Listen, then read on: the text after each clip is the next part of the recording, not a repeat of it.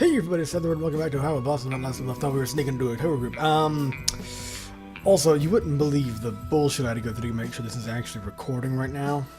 XSplit was having a bit of a fit.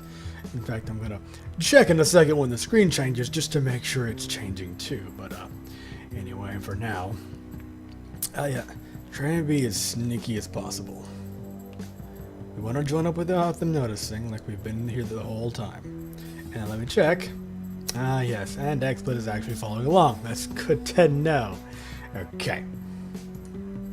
If anyone notices us show up, they might notice when we leave. Why don't we have to join them in the first place? I don't know how to get to the ruins we're looking for. We'll stay with the group until the tour gets there, and then we'll sneak off. Winter nods. He's really fucking nervous. Okay, follow my lead. And remember, be as quiet as you can. We creep forward slowly. If someone were to turn around and see us, we'd look pretty suspicious. But nobody does. The lecture on petroglyphs gets their full attention. I'm sure it's a riveting lecture, in fact, yeah. And you see, this represents... Rena kicks a rock and I tense up, expecting that to break the spell. But we're close enough now that if it did, it might not matter. And we reach the back of the tour group without anyone noticing. I give Rena a thumbs up, which she returns. Because that looks suspicious, you're just like, at the back, like, oh yeah, and someone notices you, you're like, what the fuck is that? Like, oh dude, petroglyphs. Fuck yeah, petroglyphs. Well, that sounds like ruins. Some of the Navajo people still call the area home. There's a living community in the canyon who... I'm not too interested in hearing about the history of the place, so I turn back to Marina. She's looking up at the pictures too, though her eyes appears glazed over. Yeah, I'm getting that. I think she's kind of learning from you a bit here. When she catches me staring, she blinks and then smiles. I smile back, though I must look like an idiot just watching her instead of the lecture. No, now this smile is cute. After a minute, the guide's speech concludes and we start to walk down the trail. Much to my dismay, before I can say anything to Marina, the woman in front of us turns around. Oh, isn't that just crazy? Huh? It takes a second for me to understand that she's talking to me. And she fits just about every stereotype of redneck, from the huge hat on her head to the baby strapped to her chest. Okay. I don't know if there's a... how major the differences are between locations. But that's not redneck from my part of the woods. Okay? Not even fucking remotely. My version of redneck is far more rustic and camo and with lots more mud. She'd probably be attractive if not for the layers of sunscreen coating her face. Even though it's nearly nighttime. It make her look like a ghost. I said, isn't that just crazy? What he was saying about those Indians and how they used to communicate with each other. Alright. Oh, yeah. Even if I wanted to talk to her, I still have no idea what the guy had said. They were just so darn clever. It really makes you wonder how they all ended up dying out, huh? Part of that had to do with, you know, colonization effort and so on. Although, of course, a lot of cultures did just disappear of their own accord way before that, as happens. I'm pretty sure a lot of them are still alive, and like, some of them live here, in this canyon. I'd heard that much at least, but apparently not everyone did. For a second, the woman was like I'm crazy, but then she bursts up laughing. Sorry, you're absolutely right. I was thinking of the Aztecs down in Mexico.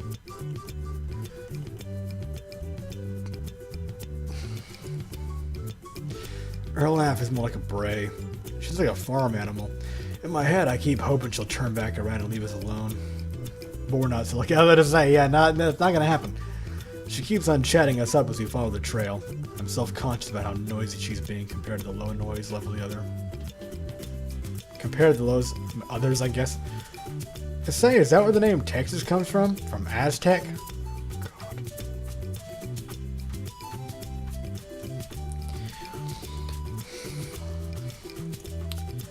Before I can answer, she started shouting at someone else. Howard! Hey Howard, come over here! By now nearly everyone is looking at us. Ma'am, can you please keep your voice down? Oh, sorry. She apologizes loudly. So much for staying conspicuous. Howard makes his way over. He looks rather defeated, face drooping and shoulders sagging. I figured he's the woman's husband. Yes, dear? I was just talking to these girls here about history, and I was wondering, does the name Texas have anything to do with the Aztecs? Since the word sounds kind of similar. Actually, no. Not at all. I don't think so. Huh, go figure. Yeah, go fucking. Yo, what the fuck? Just fucking spaz out like that again. She cackles again, beside her Howard sighs. For his sake, I hope her family is loaded or something. Every time she laughs, the baby on her chest bounces. But the lucky kid sleeps right through it all. Maybe he's used to this. Now, that'd be dark. I'm not going to say anything. Yeah, well, I must have left my manners back in Wisconsin. My name's Linda. This is my husband, Howard. This old champ right here. She thrusts herself and dusts the baby towards me. It's Dino. Ain't that just the cutest name? Or Dino? I'm going to assume Dino, because Dino would be stupid. I just grunt in response. I'm trying to see around or up to where the guide is, alternating between shooting Linda death glares and trying to narrate the walk. If he said anything useful at the canyon in the past couple minutes, I missed it entirely. Glancing over at Marina, who has pulled away a couple feet, it looks like she's enjoying my torture in struggling silence. Tears have formed at the corner of her eyes, glittering in the dying light. Ooh. The good kind of tears, the kind from laughing too much. Her hand is smushed over her mouth and she's shaking with the effort of staying quiet. There's no way I can let her get away with that, especially since I need to get closer to the front now. I grab her arm and tug her over to Linda's line of sight. I'm Jane. The enthusiasm in my voice is forced. Okay, I like that. Jane. Inverted commas. And this is my friend Lacey. Lacey has been blue in the face, isn't she? I use fake names just to be safe. Marina limply shakes Linda's hand, which has grabbed hers. The mirth has vanished from his face. Ooh! Now the pain has spread like a disease. The plague is moving from host to host. Good. You're satisfied as fuck. Nice to meet you. Lacey. Linda pumps her arm like a guillotine, grinning broadly, and yet still managing to walk. It's so good to see young people taking an interest in nature and history and all that. Y'all from around here? We're originally from Tennessee, see, but moved to Wisconsin. Tennessee, see? Having been properly introduced, I leave Marina to suffer through the family history. Oh, Lord. I shift away and walk ahead, passing by most of the tour group so that I can better hear the guide. For a while, he talks about the wildlife and history of the park. After a couple of minutes, though, the lessons become more relevant. We'll be coming up on the Mummy Cave ruins here in just a little bit. That's one of the better-known sites in the canyon. 700 years ago, it was a bustling pueblo and village. We can't get too close to the ruins, so unfortunately it might be a little too late to really see them clearly tonight. While the Mummy Cave itself hasn't been open, hasn't ever been open to the public, for obvious reasons probably. That's all I needed to know. So I start to slip back towards Marina. So I start to slip back towards Marina is still a conversational hostage. Okay. Linda notices me approaching. And hook, line, and sinker.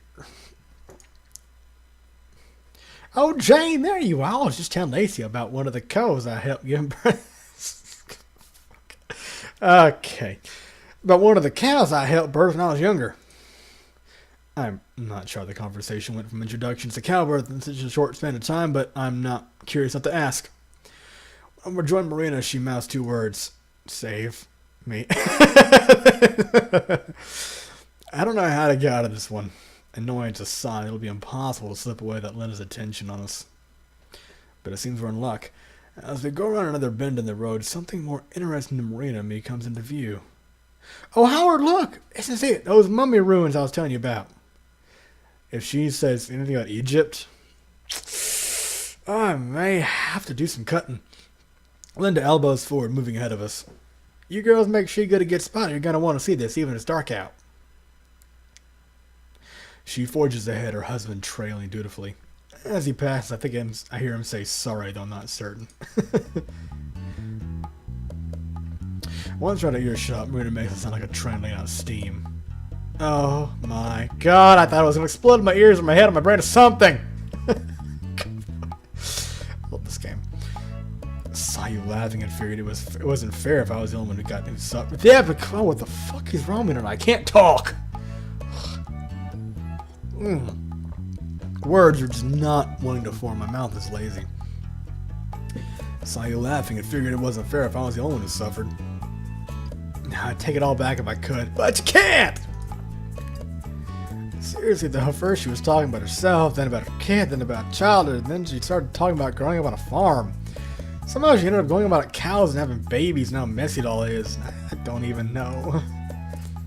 Why, you're not interested in that stuff? Ew, no, gross, gross, gross! She wrinkles up her face as she says it. I giggle but then turn serious real fast. Okay, but listen. Because it's dark, the group probably isn't gonna stop looking at the mummy cave ruins very long. So I'll have to wait until we can sneak away again and then go over there ourselves. How far away are they? No idea. I can't see them from here. Just follow my lead again. Got it. We've been at the very back of the group the entire time. The people right in front of us are much less interested in us than Linda was, so I don't think anyone will notice if we go missing. When we reach a railing, the guide stops to point at the ruins. They're across a small valley a couple 100 yards away. In the darkness, it's almost impossible to see them. They're just a dark smudge against the even darker backdrop of a mountain. Marina and I are a few yards away from the group, too. I pretend to inspect something on a rock, though there's nothing there. Staring intently at a bit of grime on it, some moss probably.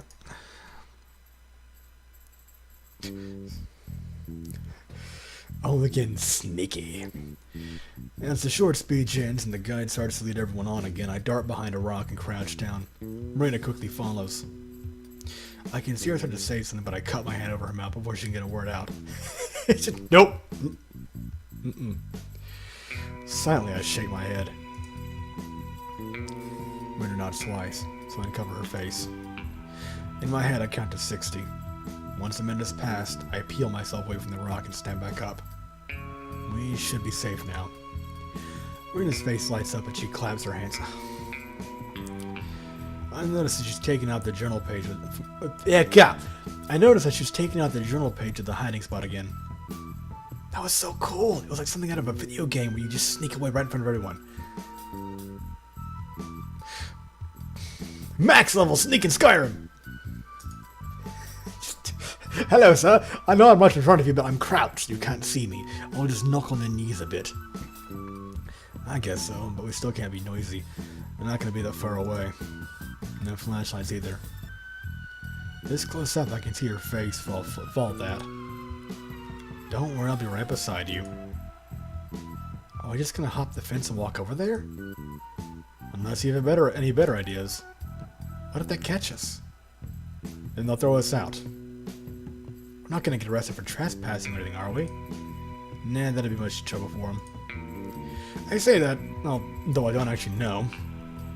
Okay. And a little squiggle mouth and the sweat drop just she's nervous as fuck. The uncertainty in her voice is obvious. I grab the paper from her hands and stuff it in my pocket. Let's go. The longer we wait, the more likely it is that they'll notice us missing. And with that, I'll end this episode here. Thank you very much for watching, and I will see you next time.